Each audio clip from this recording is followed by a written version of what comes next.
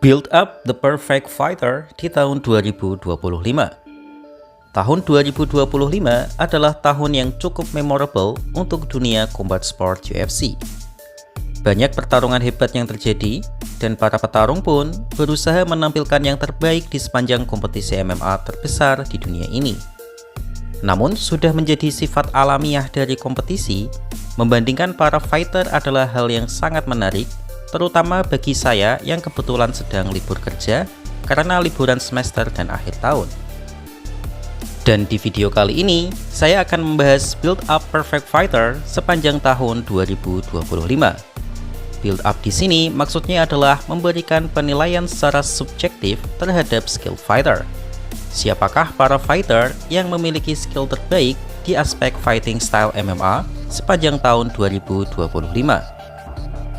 Selain itu, saya akan memberikan satu kandidat lainnya sebagai honorable mention atau yang layak dipertimbangkan juga.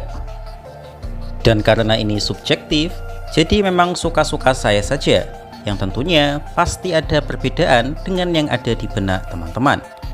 Ya, namanya berbeda itu kan tidak masalah, beda selera doang kok dipermasalahkan. Ya, walaupun ada juga sih yang menyalahkan saya karena saya buat video berdasarkan opini pribadi. Walaupun saya gak paham juga sih apa salahnya menuangkan opini pribadi dalam sebuah video.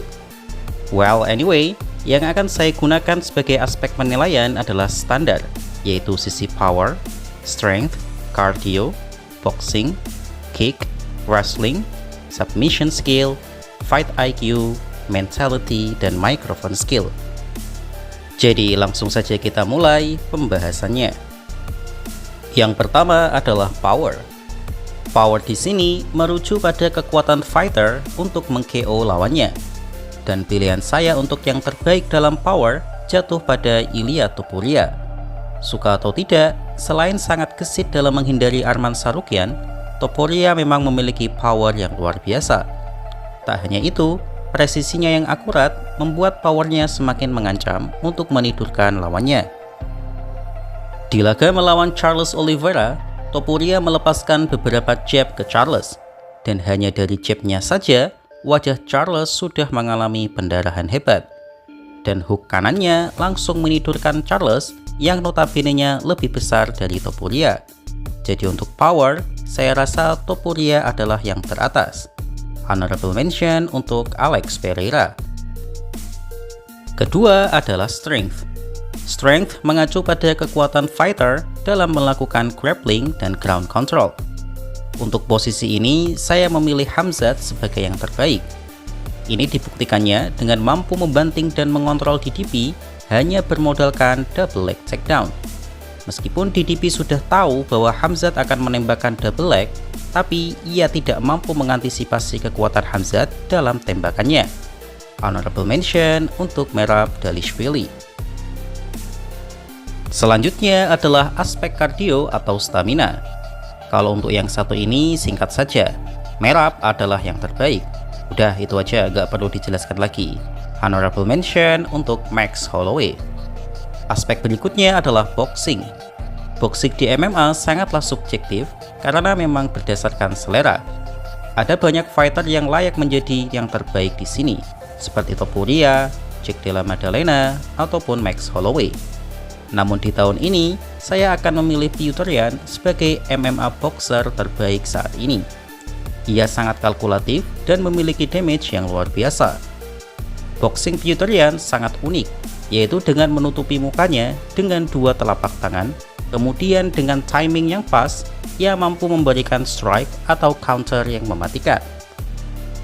Piotr Yan biasa memberikan ronde pertamanya untuk menganalisa pergerakan lawan, dan ronde kedua hingga akhir adalah hasil analisa data ronde pertama.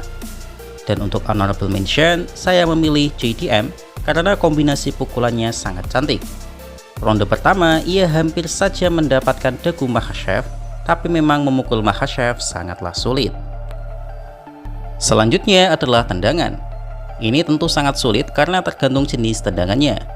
Untuk leg kick, saya akan pilih Alex Pereira. Untuk variasi, saya pilih Yair Rodriguez.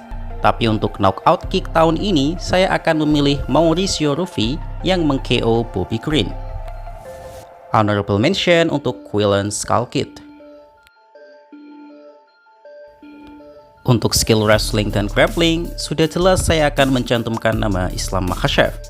Kombinasi freestyle wrestling, sambo, dan judonya benar-benar sangat baik dan membuat Renato Moicano dan JDM tidak berdaya. Selain itu, control game Makhachev juga berada di level yang elit, jadi tidak ada alasan untuk tidak memilih Makhachev di aspek ini. Honorable mention untuk Khamzat Chimaev. Selanjutnya adalah submission skill atau kemampuan kuncian. Dan di tahun ini, saya memilih Charles Oliveira sebagai yang teratas, karena ia berhasil mengunci petarung yang tak pernah dikunci sebelumnya, yaitu Mateusz Gamrot. Ya emang sudah sejak dulu, Charles dikenal sebagai salah satu pengguna BJJ terbaik di UFC. Untuk honorable mention, saya pilih Islam Makhachev karena dark strokes-nya pada Moicano sangat unik. Untuk mentality, saya memilih Alex Pereira karena berhasil comeback spektakuler dengan mengalahkan Magomed Ankalaev di ronde pertama. Ini adalah kemenangan spesial karena pertama, Alex Pereira berada dalam status underdog, dan kedua, Ankalaev tak pernah kalah dalam mode rematch. Dan Alex Pereira berhasil membungkam itu semua dengan mentalitas bajanya. Dan terakhir, untuk microphone skill, saya akan memilih dua orang. Untuk skill bicara di sosial media, Ilia Topuria akan menjadi pilihan utama karena memang dia sangat tengil sekaligus menghibur di Twitter. Ia sering juga membuat fans Arman, Makhachev, dan Khabib marah-marah sih. Namun untuk real talk-nya, saya akan memilih Makhachev karena dia sangat lucu dan mirip stand-up komedian yang ahli roasting dan one-liner. Entah itu disengaja atau tidak, tapi pernyataannya sering viral, seperti viralnya kasus John Paul, Everybody Beats Chandler, hingga Send 2-3 years to Dagestan and Forget.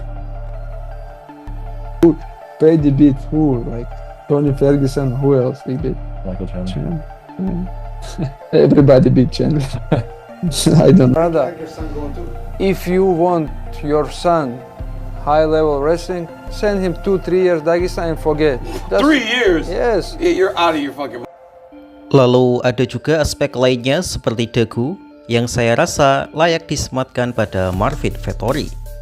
Dan banyak sekali aspek menarik yang bisa dibahas jika kita teliti. Di lain video, kita akan mencoba membahas hal yang super subjektif lagi, yaitu tentang siapa fighter terbaik dan terlengkap di tahun 2025. Tentu saja sekali lagi, ini adalah pendapat yang super subjektif dan wajar saja jika nanti ada pendapat yang lebih bagus di kolom komentar. Jadi bagaimana menurut kalian?